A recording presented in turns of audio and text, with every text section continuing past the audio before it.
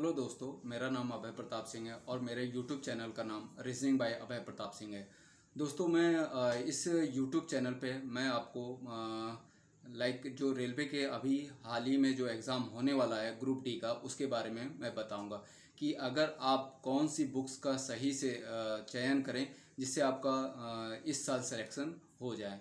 तो मैं आपको बुक्स बताता हूं कि अगर आप इन चारों बुक से आप अगर सही से आप क्वेश्चन जो आप लगाते हैं चैप्टर वाइज, आप एक एक क्वेश्चंस अगर आप लगाते हैं तो आप ये डेफिनेटली मानिए कि आपके 100 में से 80 नंबर इन बुक से आपको मिल जाएगा।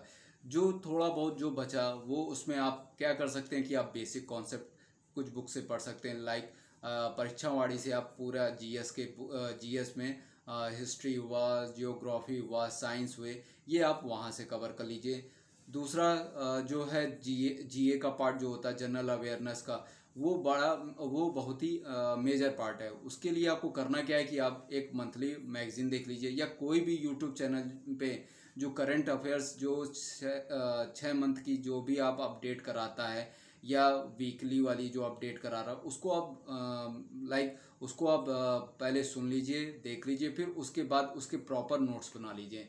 उसके बाद आपको करना क्या है कि मैं जो बुक्स आपको बता रहा हूँ अगर आप उनसे लगाते हैं तो ये आप मान लीजिए कि 100 में से 80 नंबर आपके आ जाएंगे। और ये किसी भी जोन से आपने जो अप्लाई करा होगा ग्रुप डी का, समझ लीजिए कि ये मोर देन इनफ होगा आपके लिए 80 नंबर। ठीक है, तो मैं पहली बुक जो आपको सजेस्ट कर रहा हूँ मैथ के लिए वो यूथ कंपटीशन की, वो ये है मैथ। अगर आप इससे 1 बाय 1 इसके चैप्टर लगाते हैं प्लस टेस्ट सीरीज ऑल्सो, अगर टेस्ट सीरीज और दोनों अगर आप ये लगाते हैं तो समझ लीजिए कि आपके मैथ्स के क्वेश्चन कहीं नहीं जाएंगे।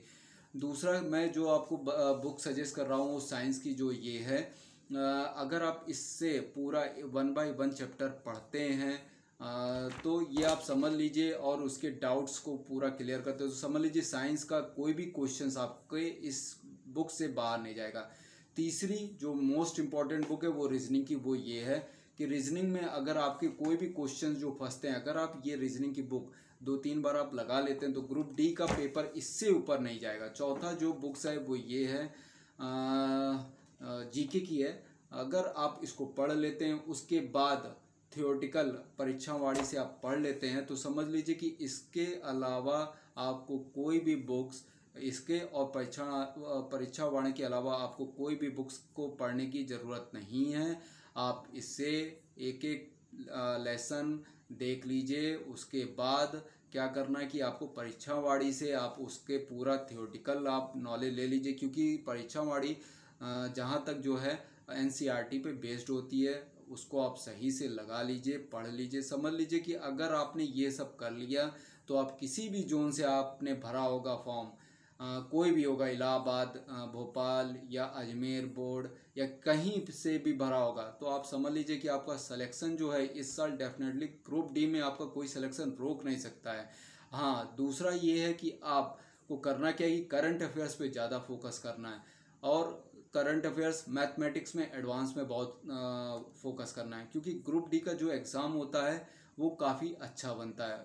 वनडे एग्ज़ाम होता है, जैसे आपने एग्ज़ाम में अच्छे आपके मार्क्स आए, समझ लीजिए आप इस साल नौकरी पा जाएंगे।